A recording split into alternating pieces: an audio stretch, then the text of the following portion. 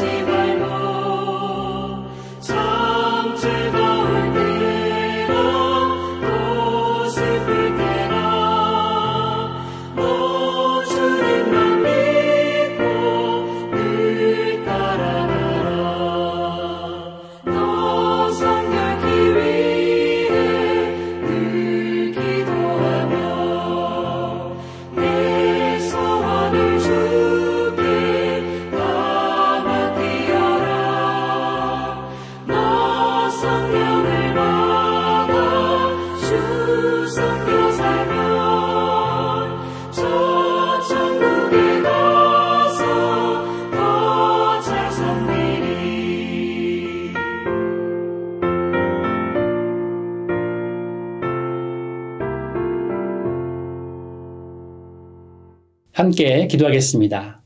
주님 감사드립니다. 오늘도 우리 삶 가운데 함께 하심에 감사드립니다. 매일매일 우리 삶 가운데 함께 하시고 우리의 삶을 주관하시는 주님 안에 기쁨과 감사로 살아갈 수 있는 하루하루 될 수 있도록 아버지 은혜 베풀어 주시옵소서. 오늘 특별히 이스라엘, 팔레스타인 땅을 주님께 올려드리며 기도합니다. 시오니즘과 잘못된 우상으로 살아가는 것이 아니라 주 예수 그리스도의 평화가 넘쳐날 수 있는 귀한 땅 될 수 있도록 아버지 은혜 베풀어 주시옵소서. 하나님께서 그 땅 가운데 자정하시고 임재하여 주셔서 모든 악이 떠나가게 하시고 하나님의 임재와 하나님의 평화가 넘쳐날 수 있도록 그 땅을 지켜보호하여 주시옵소서. 또한 우리 삶 가운데도 하나님의 평화가 넘쳐나기를 소망합니다. 정말 주님 주시는 말할 수 없는 그 평화가 세상에 줄 수 없는 그 평안이 우리 삶 가운데 넘쳐날 수 있도록 주님 역사하여 주시옵소서. 예수 그리스도의 이름으로 기도드립니다. 아멘. 함께 말씀 보도록 하겠습니다. 오늘의 말씀은 잠언 17장 15절부터 28절 말씀입니다. 악인을 의롭다 하고 의인을 악하다 하는 이 두 사람은 다 여호와께 미움을 받느니라. 미련한 자는 무지하거늘 손에 값을 가지고 지혜를 사려함은 어찌민고. 친구는 사랑이 끊어지지 아니하고 형제는 위급한 때를 위하여 낳느니라. 지혜 없는 자는 남의 손을 잡고 그의 이웃 앞에서 보증이 되느니라. 다툼을 좋아하는 자는 죄가를 좋아하는 자여 자기 문을 높이는 자는 파괴를 구하는 자니라. 마음이 굽은 자는 복을 얻지 못하고 혀가 패역한 자는 재앙에 빠지느니라. 미련한 자를 낳는 자는 근심을 당하나니 미련한 자의 아비는 낙이 없느니라. 마음의 즐거움은 양약이라도 심령의 근심은 뼈를 마르게 하느니라. 악인은 사람의 품에서 뇌물을 받고 재판을 굳게 하느니라. 지혜는 명철한 자 앞에 있거늘 미련한 자는 눈을 땅끝에 두느니라. 미련한 아들은 그 아비의 근심이 되고 그 어미의 고통이 되느니라. 의인을 벌하는 것과 귀인을 정직하다고 때리는 것은 선하지 못하니라. 말을 아끼는 자는 지식이 있고 성품이 냉철한 자는 명철하니라.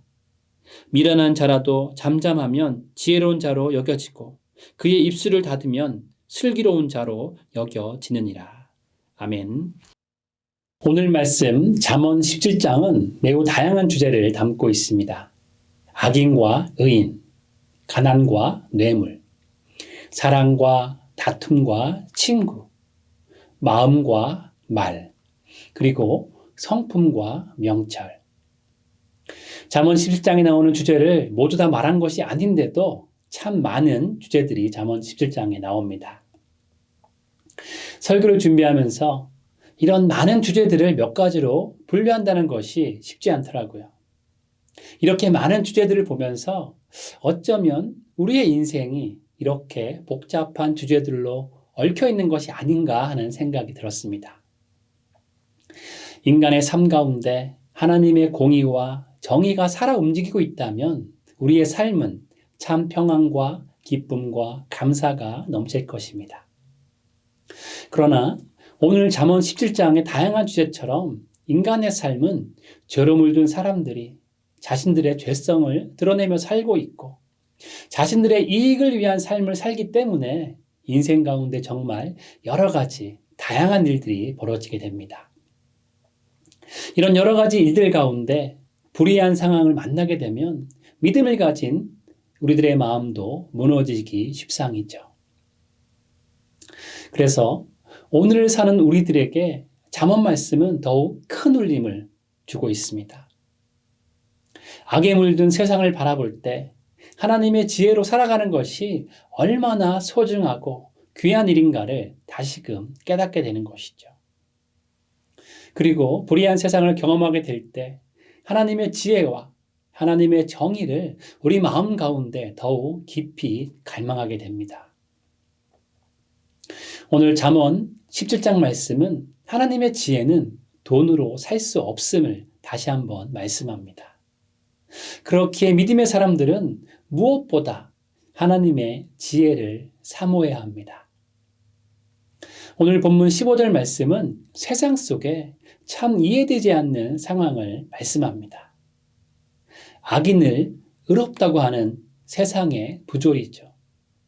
이런 부조리는 오히려 의인을 악한 사람으로 만듭니다. 그러나 하나님은 이런 사람들을 인정하지 않으십니다. 그런 사람들은 17절 말씀처럼 하나님은 미련한 사람이라고 칭하시죠. 그들은 자신들이 세상을 지배하는 것 같고 세상 속에 힘을 가지고 있다고 생각하지만 실상은 무지에서 나온 생각입니다. 왜냐하면 돈을 주고 지혜를 사서 그 지혜로 이득을 취하려는 약함을 나타내기 때문이죠. 그렇게 이런 사람들은 하나님께 미움을 받는다고 15절 말씀은 말씀합니다. 하나님은 이런 사람들의 중심의 마음을 아시기 때문이죠. 15절과 16절 말씀에서 말하는 이 사람들은 황금, 만능주의에 빠진 사람들입니다. 돈이면 뭐든지 할 수 있고 돈으로 내가 원하는 건 다 할 수 있다는 어리석은 생각을 가지고 있기에 하나님은 이런 사람을 미워하시는 것이죠. 뇌물을 받았던지 사적인 이익 때문에 그렇게 했던지 어떤 이유로든 악한 사람을 의롭다고 하고 의로운 사람을 악하다고 거짓된 판결을 내리는 것은 하나님께 미움을 받는 행위인 것입니다. 이런 행위는 공의의 하나님이 싫어하시는 죄악인 것이죠. 최근 영화를 보면 우리가 살고 있는 시대가 얼마나 물질 만능주의에 빠져 있는지 너무나 강한 메시지를 줍니다. 많은 분들이 보셨을 것이라고 생각이 드는데 배우 이정재 씨가 주연을 했던 오징어 게임이 그 대표적인 예이죠. 돈 때문에 사람을 죽입니다. 돈 때문에 친구를 배신합니다. 깐부 할아버지로 유명한 배우도 돈 때문에 깐부를, 자신을 믿고 있던 친구를 배신합니다. 돈 때문에 아무도 모르는 장소에 오징어 게임이라는 감금시설을 만들어서 서로 죽이고 죽는 게임을 돈 많은 외국 사람들이 보게 합니다. 그리고 돈 때문에 게임에 참가했던 사람들의 장기를 몰래 훔쳐서 밀매를 합니다. 오징어 게임에서 보여주는 이런 말도 안 되는 일들이 인간의 심리를 너무나도 적나라하게 보여주기에 오징어 게임은 한국의 인기를 넘어서 전 세계적으로 흥행했습니다. 그 덕분에 오징어 게임은 많은 상을 타기도 했죠. 오징어 게임은 사람들이 물질 만능주의에 빠져 살아가는 모습을 너무나 실제적으로 잘 표현했기에 작품성을 인정받았습니다. 이번에 오징어 게임의 주연이었던 이정재 씨가 할리우드에서 스타워즈 주연으로 영화를 찍은 것을 보면 오징어 게임이 얼마나 인간의 심리를 잘 표현했는지를 실감하게 됩니다. 오징어 게임에서 사람들의 내면을 너무나 잘 그린 것이 세상의 대부분의 사람들에게 공감이 되었기 때문에 이루어진 결과이죠. 15절과 16절 말씀 속에 사람을 소중히 여기지 않고 돈을 먼저 앞세우는 악한 모습은 26절 말씀에도 동일하게 말씀하고 있습니다. 정의를 구부려서 의인을 처벌하고 귀인을 정직하다고 때립니다. 하나님의 공의와 법도가 악한 통치자에게 의해서 왜곡되는 모습을 단적으로 보여주는 장면이죠. 타락하고 불의한 시대일수록 정의와 진리를 구하는 자들은 많은 핍박과 고난을 당했습니다. 문명이 발달하고 국민의 권리가 많이 높아진 오늘날에도 곳곳에서 불의가 판치고 정치적 압제와 탄압의 모습이 있습니다. 현대 자본주의 사회에서는 돈이 없는 관계로 인격이 짓밟혀서 서글픈 모습도 많이 보게 되는 것이죠. 너무나 안타까운 모습인데 왜 돈만을 가장 소중한 것으로 여기고 돈만에 집착하여서 사람을 존중하지 않을까요? 정의와 공의를 무시하는 이런 일들이 왜 벌어지는 것일까요? 그것은 바로 하나님의 지혜를 무시하기 때문입니다. 세상 사람들이 하나님의 지혜보다 세상의 간악한 지혜를 더 원하기 때문입니다. 그리고 하나님을 두려워하지 않기 때문이죠. 지혜나 생명, 그리고 사람은 값으로 따질 수 없는 소중한 것들입니다. 그렇기에 믿음의 사람들은 하나님의 지혜를 사모해야 합니다. 세상 사람들과는 다르게 돈을 숭배하고 돈만을 바라보며 달려가는 삶을 사는 것이 아니라 돈과는 비교할 수 없는 하나님의 가치를, 예수님의 지혜를 따르는 삶을 살아야 하는 것이죠. 유대 랍비들은 후대에 이르러서 제자들에게 수업료를 받지 않았다고 합니다. 수업료 대신에 생활에 필요한 최소한의 헌물만 받았습니다. 이는 지혜를 가르치는 일이 돈에 의해 제약을 받지 않도록 하기 위함인 것이죠. 돈보다 하나님의 지혜가 소중하기에 누구나 하나님의 지혜를 배우는 이 소중한 일에 마음껏 참여할 수 있도록 하기 위함입니다. 그리고 하나님의 지혜를 배우는 것이 돈의 가치와 동일하게 평가받지 않기 위함이죠. 하나님의 지혜는 돈과 비교할 수 없는 너무나 소중한 것임을 나타내고 있는 것입니다. 지혜를 소중히 여기는 이런 마음 뒤에는 하나님을 경외하는 마음이 있습니다. 하나님을 경외하고 하나님을 두려워하면 하나님의 정의를 무시할 수 없는 것이죠. 공의와 법도를 자기 마음대로, 자기 편한 대로 적용할 수 없습니다. 그렇기에 하나님을 두려워하는 사람은 하나님의 지혜를 소중히 여기게 되는 것이죠. 그러나 미련한 자는 값을 지불하고 물건을 사는 것처럼 사람도 살 수 있고 친구도 살 수 있고 공의도 살 수 있다고 생각합니다. 또한 돈을 주고 지혜를 살 수 있다고 생각하는 것이죠. 그렇기에 16절 말씀에 돈을 주고 지혜를 사려고 하는 사람은 미련하다고 무지하다고 말씀하고 있는 것입니다. 지혜는 아무에게나 열려있지 않습니다. 누구나 지혜를 얻을 수 있는 것이 아닙니다. 오직 하나님을 경외하는 사람들에게 하나님께서 주시는 것이죠. 그것이 바로 진정한 지혜입니다. 성경은 돈을 주고 지혜를 살 수 없다고 말씀합니다. 그리고 돈으로 지혜를 얻으려고 하는 사람은 자신의 미련함을 나타내는 것이라고 말씀하고 있죠. 하나님의 지혜는 하나님의 뜻을 따라 살아가려고 하는 자에게만 주어지는 것입니다. 하나님께서 하나님의 뜻 가운데 살아가고 하나님을 의지하는 자에게 하나님의 지혜를 내려주시는 것이죠. 사랑하는 여러분 모두는 하나님을 경외하는 분들이심을 믿습니다. 돈이 최고의 가치가 아니라 하나님의 말씀을 최고의 가치로 여기시고 하나님을 경외함으로 하나님의 지혜를 사모하심으로 주변 사람들을 존중하고 정의와 공의를 이 세상 가운데 올바로 세우시는 하나님의 귀한 백성 되시기를 주님의 이름으로 축원드립니다. 마지막으로 믿음의 사람들은 마음의 즐거움으로 영육간의 강건함을 얻습니다. 22절 말씀은 마음의 즐거움과 근심에 대해서 말씀하고 있죠. 22절 말씀은 마음의 즐거움은 양약이 되어서 우리의 건강을 살리지만 심령의 근심은 뼈를 마르게 한다고 말씀합니다. 22절 말씀에서 양약에 해당하는 이 히브리어는 게아흐라는 단어입니다. 게아흐는 성경에 오직 이 구절에만 나오는 단어인데 치유, 치료라는 뜻입니다. 그렇기에 22절 상반절을 원어적으로 보면 즐거운 마음은 좋은 치료가 되어도라고 번역이 됩니다. 요즘은 병원에 가면 스트레스성이다라는 말을 참 많이 듣습니다. 병의 원인을 잘 알지 못하면 웬만하면 스트레스성이라고 말을 하죠. 그만큼 스트레스가 마음을 병들게 하고 마음이 병들면 몸의 건강도 많은 영향을 끼치기 때문입니다. 이처럼 현대인들의 질병은 정신적 긴장과 고민, 그리고 스트레스와 매우 밀접한 관계가 있습니다. 암울한 근심과 걱정은 병의 원인도 되지만 질병의 치유를 방해하는 주요한 요인인 것입니다. 그렇다면 왜 스트레스가 생길까요?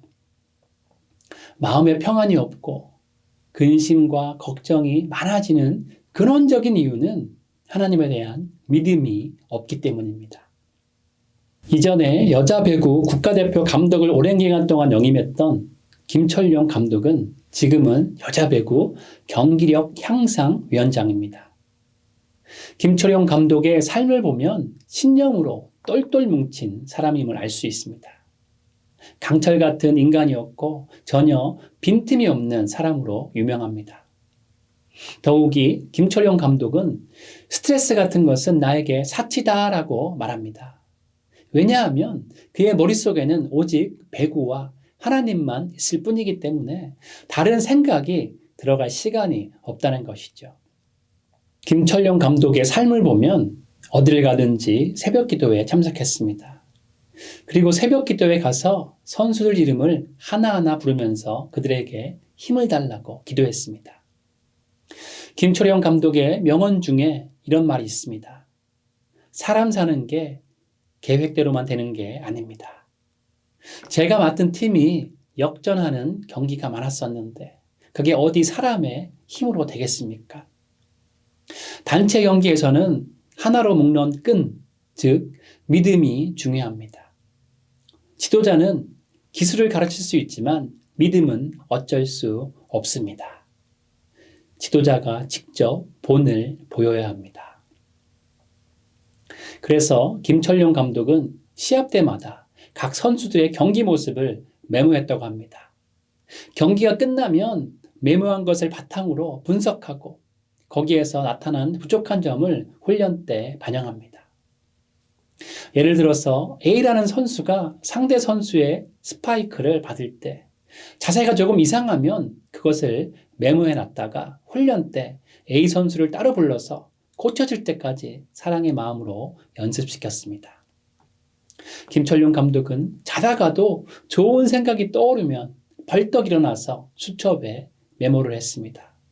그리고 깨어있는 순간에도 오직 배구와 기도밖에 몰랐다고 합니다. 오직 주일에만 배구에 대한 것들을 내려놓고 장로로 섬기는 은평구에 위치한 교회에 나가서 하루를 보냈다고 했습니다. 김철용 감독의 꿈은 세 가지였습니다. 국내 재패, 아시아 재패, 세계 재패. 이런 열정과 꿈을 가지고 선수들을 사랑으로 지도했고 선수들 한 명 한 명을 위해서 기도하며 사랑으로 가르쳤기에 선수들은 김철용 감독을 신뢰하고 믿게 된 것이죠. 김철용 감독이 정말로 신실하게 하나님을 믿었고 사랑의 본을 보이면서 최선을 다해 성실한 삶을 살았기 때문에 믿지 않는 선수들에게도 신뢰를 얻게 되었다고 합니다. 이런 신뢰가 선수들 사이에서도 온전히 전달되었기에 팀 전체가 서로 믿고 하나가 되어서 좋은 성적을 낼 수 있었습니다. 김철용 감독의 신실한 믿음에 바탕을 둔 이런 흔들리지 않는 신념에 가득한 삶이 배구팀 전체에 전파되었기 때문에 나타난 결과인 것이죠. 마찬가지입니다. 하나님께 대한 진실한 믿음이 있다면 어떤 환경 속에서도 마음의 평안을 유지할 수 있습니다. 하나님께서 가장 좋은 것을 주실 것이라는 믿음이 있기 때문에 환경에 흔들리지 않는 것이죠. 또한 하나님께 대한 신실한 믿음이 있으면 근심과 걱정을 할 필요가 없습니다. 어떤 상황을 만날지라도 하나님을 향한 믿음이 있기 때문에 근심과 걱정을 떨쳐버릴 수 있는 것이죠. 신앙인으로서 이런 믿음의 모습을 보여준다면 그 믿음은 자신뿐만 아니라 주변에 있는 사람들에게도 선한 영향력을 끼치게 되는 것입니다. 3명의 사냥꾼이 산 중턱에서 짐승을 쫓고 있었답니다. 그런데 멀리에서 이상한 소리가 들려서 바라보니까 산불이나 맹렬한 기세로 불길이 다가오고 있던 소리였습니다. 3명의 사냥꾼들은 갑작스런 상황에 너무나 당황했습니다. 그 중에 한 사람은 나무에 잘 오르는 특기가 있었기 때문에 가장 튼튼하고 높은 나무를 골라서 오르기 시작했습니다. 그러나 불길은 위로 올라가는 성질이 있기 때문에 이 사람은 불행하게도 생명을 잃었다고 합니다. 두 번째 사람은 달리기에 자신이 있었습니다. 그는 불길을 피해서 힘차게 달려갔습니다. 그러나 불은 쉬지 않고 그의 뒤를 따라갔습니다. 시간이 어느 정도 지나자 그는 지쳐서 뛰는 속도가 느려졌습니다. 불은 가까이 타들었고 불길이 그 사람을 삼켜 버렸습니다. 세 번째 사람은 나무에 오르는 재주도 뛰는 재주도 없었습니다. 자기의 두 친구가 황급히 자기 주위에서 도망가자 그 역시 살아날 방도를 구해야 했습니다. 그는 이리저리 방법을 생각해 보니 자신의 주머니에 성냥이 있는 것을 발견했습니다. 그래서 그는 성냥을 꺼내어서 맞불을 질렀습니다. 그리고는 불탄 자리에 앉아서 피신하여 머물렀습니다. 잠시 후에 산불이 다가왔지만 이미 불탄 자리는 피하고 불이 지나갔다고 합니다. 아무것도 아닌 것 같은 작은 성냥이지만 지혜롭게 사용했을 때 그 작은 성냥이 천재지변 가운데 사람의 생명을 구한 것입니다. 많은 사람들은 자신이 가진 재능을 너무 믿는 경향이 있습니다. 그리고 자신이 이루고 만들었던 업적과 관계와 돈을 너무나 많이 의지합니다. 내가 노력해서 만든 것은 나를 배신하지 않는다고 철떡같이 믿습니다. 그러나 성경은 사람의 생명이 그 소유한 것에 있지 않다고 말씀합니다. 지혜롭다고 생각하는 사람의 지혜를 하나님께서는 헛것으로 안다고 말씀하십니다. 우리가 믿어야 할 것은 오직 하나님 한 분뿐입니다. 하나님만이 우리의 피할 길을 아시고 하나님만이 우리의 진정한 피난처 되십니다. 우리가 우리의 도움 되시는 천지를 지으신 하나님을 믿음으로 바라볼 때 모든 스트레스와 고민과 불안이 사라지게 되는 것이죠. 그렇기에 하나님만을 믿고 섬기며 하나님의 말씀을 마음에 둔 사람은 그 마음에 즐거움이 찾아옵니다. 심령이 편안하고 즐거우니 몸도 마음 따라 건강해지는 것이죠. 그러나 하나님을 버리고 물질적인 것만 탐욕스럽게 추구하는 사람은 더 많이 갖지 못해서 늘 근심이 가득해집니다. 몸에 근심과 염려가 가득하니까 뼈까지 상하고 마르게 되는 것이죠. 마음의 근심이 영혼의 생명을 죽이고 삶을 파멸로 몰아가는 것입니다. 잠언 16장 5절 말씀은 마음이 교만한 자를 여호와께서 미워하신다라고 말씀합니다. 하나님을 믿지 않고 자신을 믿는 사람이 교만한 사람이죠. 자신의 노력과 자신이 가진 것을 믿는 것은 언제나 한계가 찾아옵니다. 내가 아무리 뛰어나도 눈에 보이지 않는 코로나 바이러스 앞에서는 맥을 못 쓰는 것처럼 나를 의지할 때는 근심과 걱정과 스트레스가 쌓일 수밖에 없는 것이죠. 그러나 김철용 감독처럼 하나님으로 하루를 시작하고 매 순간 하나님을 의지하며 최선을 다할 때 하나님 안에서 평안을 누릴 수 있는 것이죠. 말씀을 정리합니다. 무엇이 옳은가 분별하는 기준은 오직 하나님의 말씀입니다. 무엇이 바른 것인가를 말씀해 주실 수 있는 분은 이 세상에 창조주 되시고 나를 만드신 하나님 한 분밖에는 없기 때문입니다. 하나님께서 말씀을 통해 가르쳐 주시는 정의로운 삶을 살아가시기 바랍니다. 그 길이 생명의 길이고 복된 길입니다. 그렇기에 오직 하나님 중심으로 사시기 바랍니다. 하나님 중심으로 살면 반드시 승리합니다. 하나님 중심으로 살면 마음의 즐거움을 누릴 수 있습니다. 마음이 즐거우면 그 즐거움이 양약이 되어서 개화가 되어서 우리를 온전히 치유하고 치료할 것입니다. 오직 하나님을 믿고 신뢰하심으로 모든 스트레스를 떨쳐버리시고 마음의 즐거움으로 영육 간의 강건함을 유지하시는 여러분 모두 되시기를 주님의 이름으로 축원드립니다. 함께 기도하겠습니다. 주님 감사드립니다. 우리 삶 가운데 함께 하시고 우리를 인도하시고 우리를 지키시고 보호하심에 감사를 드립니다. 정말 좋으신 하나님, 우리에게 가장 좋은 것을 허락하시는 그 하나님을 신뢰하며 믿으며 하나님의 지혜를 바라볼 수 있는 우리가 될 수 있도록 아버지 붙잡아 주시옵소서. 정말 세상 것이 아니라 오직 하나님의 지혜만을 소중하게 여기며 살기를 소망하오니 매일매일 말씀으로 우리를 채워 주시옵소서. 또한 우리 마음 가운데 하나님을 신뢰함으로 즐거움이 넘쳐나는 하루하루 되기를 소망합니다. 정말 하나님께서 우리를 붙잡고 계시기 때문에 하나님께서 우리를 가장 바른 길로 인도하시기 때문에 그것을 믿는 믿음으로 즐겁고 평안하게 살게 하시고 그 마음으로 인하여서 영육 간의 강건함을 얻을 수 있는 우리 한 사람 한 사람 될 수 있도록 주님 은혜 베풀어 주시옵소서. 그렇게 함께 하시고 우리를 붙잡아 주시고 우리 가운데 역사하실 주님을 기대하며 주 예수 그리스도의 이름으로 기도드립니다. 아멘. 함께 계속적으로 주님 앞에 기도하며 나가도록 하시겠습니다.